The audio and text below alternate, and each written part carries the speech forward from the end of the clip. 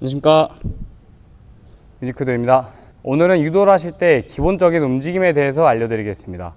오늘 알려드릴 내용은 초보자분들에게 굉장히 중요한 내용이기 때문에 끝까지 시청해 주시기 바랍니다.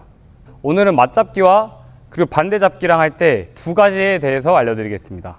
맞잡기의 움직임과 그리고 반대 자세 선수랑 할 때 움직임은 서로 다르기 때문에 그 점 이해하시고 시청하시기 바랍니다.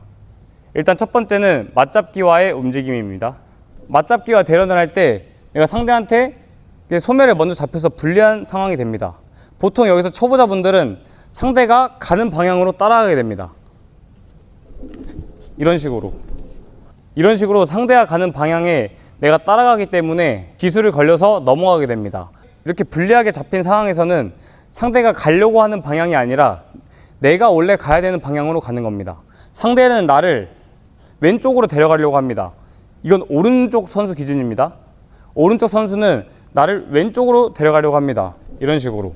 하지만 나는 상대한테 끌려가는 게 아니라 시계 방향으로 내 몸이 회전을 하는 겁니다. 상대가 나를 끌고 가도 상대한테 따라가는 게 아니라 이런 식으로 시계 방향으로. 내 상체가 숙여지지 않고 상체를 세워놓고 이 소매 또한 아래로 눌러놓는 게 아니라 소매를 세운 상태에서, 그리고 내 상체가 살아있는 상태에서 시계 방향으로 이런 식으로 몸이 이동을 하셔야 됩니다. 여기서 시계 방향이 아닌 시계 반대 방향으로 상대를 따라가게 되면은 이런 식으로 따라가다가 상대한테 틀어잡혀서 허리 후리기나 혹은 밧다리 여러 가지 기술을 걸리게 됩니다. 그렇기 때문에 절대 시계 반대 방향으로 가시면 안 되고 무조건 시계 방향으로 내 몸이 회전을 하셔야 됩니다.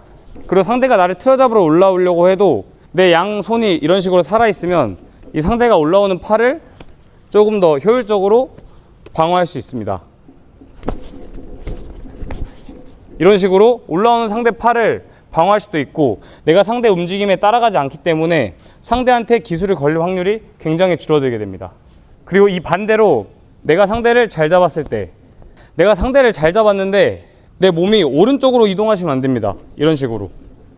초보자분들 중에 간혹 내가 뒤로 움직이시는 분들이 있는데 뒤로 움직이면 안 되고 아까 말했던 것처럼 시계 방향으로 움직이면서 기술을 들어가셔야 됩니다. 근데 여기서 두 가지 상황이 있습니다. 내가 업어치기 선수면 웬만하면 시계 방향으로 가면서 업어치기 들어가셔야 됩니다. 내가 시계 반대 방향으로 이런 식으로 스텝을 밟으면서 업어치기 들어가면 상대가 옆으로 빠져버립니다.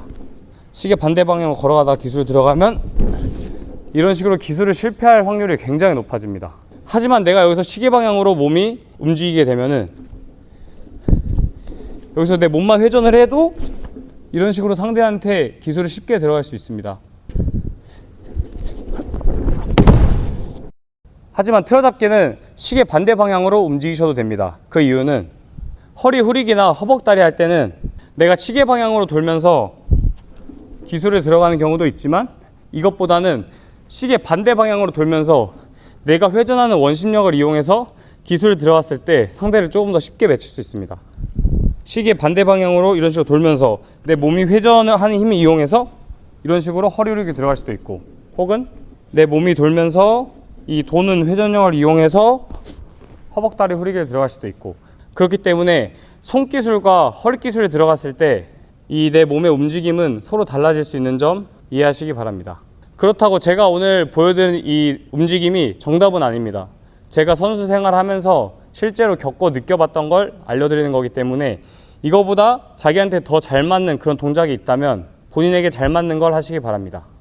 제가 업어치기 선수이다 보니까 여기서 조금 추가적으로 설명해 드릴 건, 내가 시계 방향으로 돌았을 때 이 상대 뒷발이 앞으로 따라 나오게 됩니다. 이런 식으로 상대 뒷발이 앞으로 따라 나오게 됩니다. 그러면 내 앞발을 기준으로 상대 다리와 삼각형을 이루고 있습니다. 제가 항상 말씀드리지만 이 자세가 만들어졌을 때 업어치기를 들어가시면 상대를 정말 쉽게 맺힐 수 있습니다. 그리고 반대 자세화 할 때입니다. 반대 자세화 할 때는 거의 90% 이상은 시계 방향으로 회전하셔야 됩니다. 시계 방향으로 회전하지 않고 그 반대 방향으로 회전했을 때 상대한테 기술을 들어갈 수 있는 확률은 거의 제로에 가깝다 생각합니다. 그 이유가 뭐냐면 이 상대 앞발이 나와 있는데 내가 시계 반대 방향으로 내 몸이 이동을 하면서 업어치기 들어가게 되면은 이 상대 앞발에 내 몸이 막혀서 기술을 들어가기가 굉장히 힘듭니다. 업어치기 들어가기 가장 쉬운 자세는 상대와 내가 정면을 바라봐야 됩니다.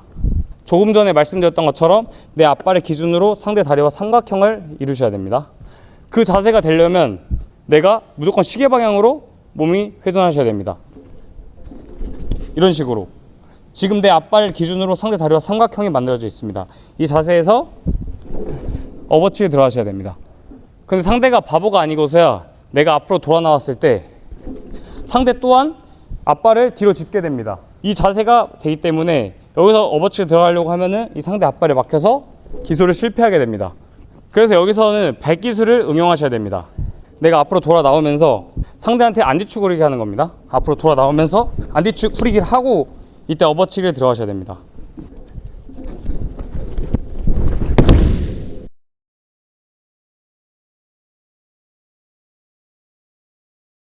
이런 식으로 나와 상대가 정면을 바라본 상태에서 기술을 들어갔을 때 상대를 조금 더 쉽게 맺힐 수 있습니다. 그리고 여기서 응용 동작을 하나 알려드리겠습니다. 내가 시계 방향으로 몸이 회전하는 게 아닌 발뒤축 걸기를 사용해서 상대 앞발을 뒤로 보내는 겁니다. 상대 앞발을 뒤로 보내는 이유는 처음에 말씀드렸던 것처럼 이 상대 앞발에 내 몸이 회전을 하다가 막히기 때문에 기술을 실패하게 됩니다. 내가 기술을 효율적으로 들어가려면 내 엉덩이와 내 몸이 상대 다리 사이로 깊게 들어가야 되는데 이 상대 앞발에 막히기 때문에 이 앞발을 발뒤축 걸기를 사용해서 뒤로 보내주는 겁니다. 발뒤축 걸기를 하신 뒤에 내 앞발의 기준으로 삼각형이 만들어지게 됩니다.